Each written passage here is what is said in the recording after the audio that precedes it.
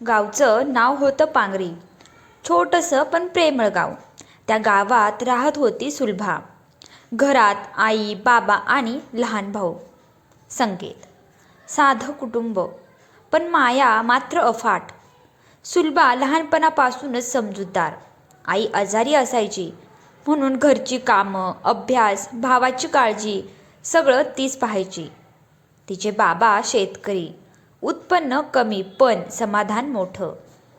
सुलभाचं एक स्वप्न होतं शिक्षक व्हायचं, पण 12वी नंतर तिचं लग्न ठरलं.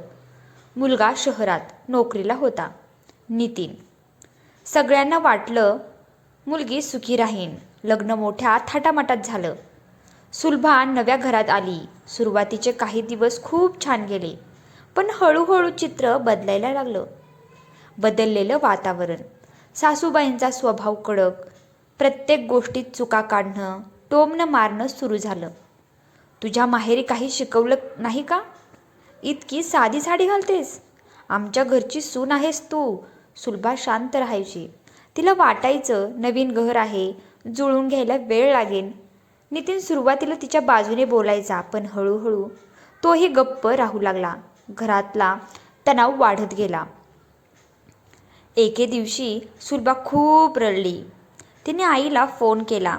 आईचा आवाज थरथरत होता. बाळा, संसारात थोडं सहन करावं लागतं, पण स्वतःला हरू नकोस. आई आजारी होती.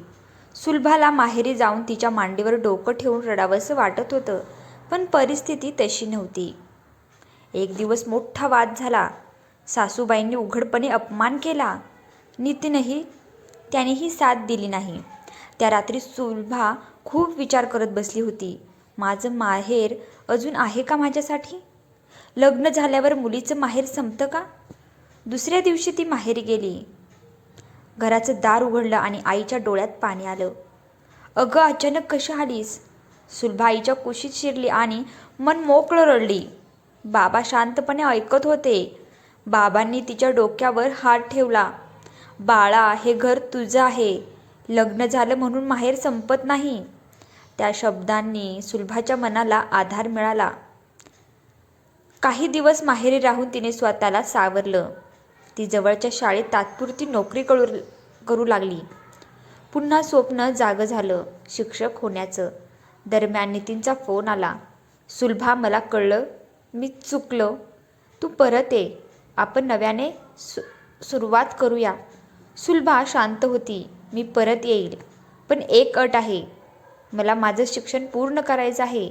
मला स्वतःची ओळख हवी आहे. नितीन तयार झाला. नव्या आयुष्याची सुरुवात झाली. सुलभा परत सासरी गेली, पण यावेळी ती आधीसारखी घाबरलेली नव्हती. ती आत्मविश्वासाने भरलेली होती. तिने शिक्षण पूर्ण केले, शिक्षक झाली. घरातही तिचा मान व सासूबाईंचा स्वभावही हळूहळू बदलला. नवी सुरुवात झाली. एके दिवशी ती माहेरी आली. आई अंगणात बसली होती. सुलभा हसत म्हणाली, आई, माहेर खरं संपत नाही ना?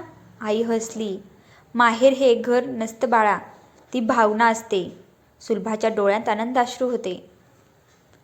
व्हिडिओ आवडला तर नक्की लाईक करा, शेअर करा आणि चॅनलवर नवीन असाल, चॅनलला सबस्क्राईब केलं नसेल तर नक्की एकदा सबस्क्राईब करा. धन्यवाद. आणि तुम्हाला हा व्हिडिओ, ही स्टोरी कशी वाटली तसे मला कमेंट बॉक्समध्ये नक्की कळवा.